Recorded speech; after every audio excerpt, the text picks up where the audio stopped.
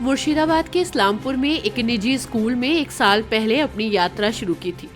एक साल पूरा होते ही केवल पढ़ाई ही नहीं बल्कि खेलकूद और शारीरिक फिटनेस पर भी ध्यान देते हुए नन्हे छात्रों में उत्साह भरने के उद्देश्य से इस्लामपुर के एक निजी स्कूल प्रबंधन ने वार्षिक खेल प्रतियोगिता का आयोजन किया।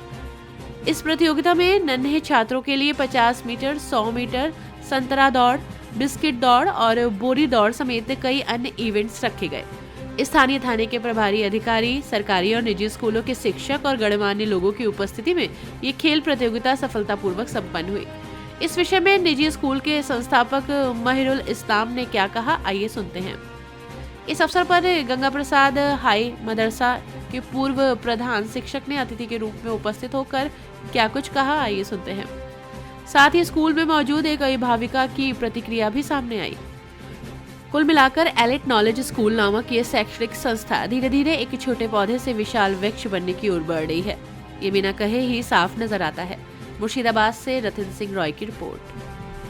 বাৎসরিক ক্রীড়া প্রতিযোগিতা আমরা 2024 সালে এই স্কুলের পথ চলা শুরু করেছি। এবছর আমাদের প্রথম বাৎসরিক ক্রীড়া প্রতিযোগিতা। কতগুলো ইভেন্ট রয়েছে? মোটামুটি 50। কতজন স্টুডেন্ট পার্টিসিপেট করেছে? স্টুডেন্ট মোটামুটি 220। কি বার্তা দিতে চাইছেন স্কুলের এই পথ চলা এবং বাৎসরিক ক্রীড়া প্রতিযোগিতা থেকে পড়ুয়াদের উদ্দেশ্যে এবং শিক্ষিত সমাজের উদ্দেশ্যে কি বার্তা দেবেন? আমরা তো এই ক্রীড়া প্রতিযোগিতাটা করছি এই কারণে যে তাদের শিক্ষার সঙ্গে সঙ্গে মানসিক দৈহিক কিছু বিকাশ ঘটুক, এটা আমরা চাইছি। শৈশব মনে পড়ছে এই বাৎসরিক ক্রীড়া প্রতিযোগিতা? অবশ্যই মনে পড়বে না, তাই হয়। আপনার নাম? আমার নাম মনিরুল ইসলাম। আপনার স্কুলের নাম? স্কুলের নাম এলিট নলেজ স্কুল। এই স্কুলের আপনি কর্ণধার? হ্যাঁ, ওটা বল।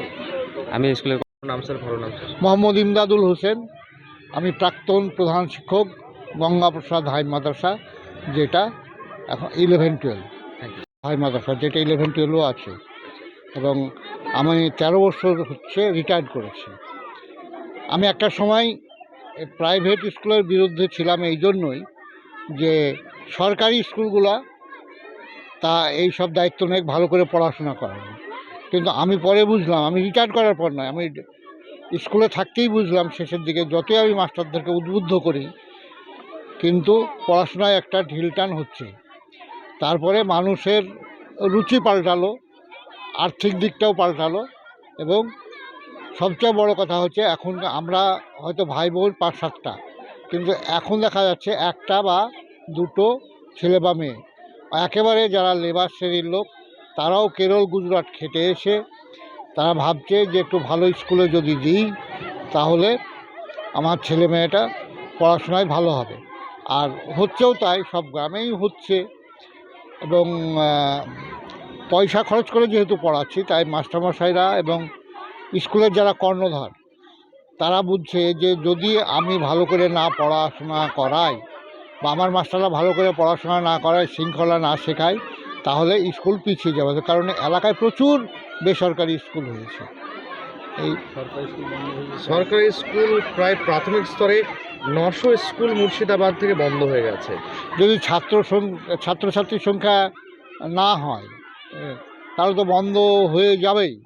এবং সেইটা যারা শিক্ষকতা সরকারিভাবে পাচ্ছে, যখনই শিক্ষকতা পাচ্ছে তখনই তারা ভাবছে যে 80 যায় মাইনে পায়, এইরকম অবস্থা হচ্ছে। হ্যাঁ, অলসতার একটা ব্যাপার হচ্ছে, যা আমাদের চাকরি তো হলো, এই ভাবনাটা এসেছে। এবং এই ভাবনাটা সর্বক্ষেত্রেই দেখছি এসেছে, যেটা আস্তে আস্তে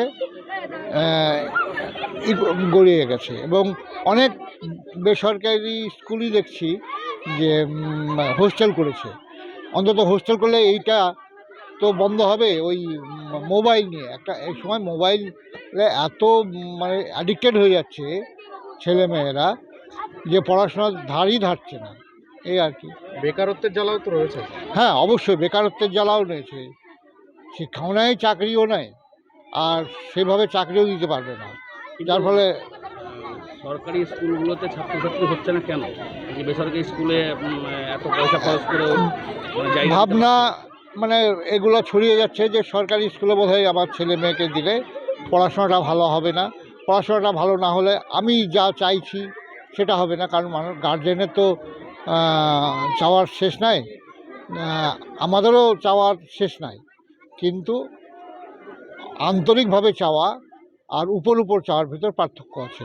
ওর মধ্যেও কিছু কিছু শিক্ষক শিক্ষিকা আছেন যারা নিজেদের ছেলে মেয়ে মনে করছেন, কিন্তু যারা দূরের, অনেক দূরের মাস্টারমশাই, তাদের এখানে সে তো মায়া বসবে না। আমি যেটা বলি, যদি মায়া না বসে তাহলে স্কুল মানে ছাত্রছাত্রীর প্রতি তাদের সহমর্মিতা থাকবে না।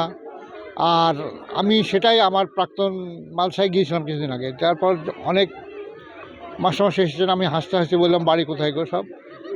তারা যখন দূরের বলছে, না বাবা তোমার সাথে পরিচয় করে লাভ নাই, তুমি তো 1 বছর বা 2 বছর পর সরকারি সুবিধা নিয়ে বাইরে চলে যাবে, তুমি এই স্কুলে তোমার মনও বসবে না। আর মন যদি না বসে, আমার ছেলে মেয়েকে নিজের মতো করে যদি না ভাবি তাহলে হবে না। আমি এটা প্রথম থেকেই বলে আসতাম যে আমার ছেলে মেয়েকে যেরকম দেখছি, স্কুলের ছেলে মেয়ে, আমি যেখানে পড়াশোনা করছি আমার রুটি সেখানকার ছেলে মেয়েকে যদি ভালোভাবে না পড়াশোনা করায় তাহলে এই স্কুলের ছেলে মেয়ে কমবেই। এই হচ্ছে একটা পরে 3-তে আর একজন পরে পিলে। আজকে বাৎসরিক ক্রীড়া প্রতিযোগিতা কেমন লাগছে? ভালোই লাগছে। খেলছে ছেলে? হ্যাঁ, বাহ, কখন এসছেন? 10টা।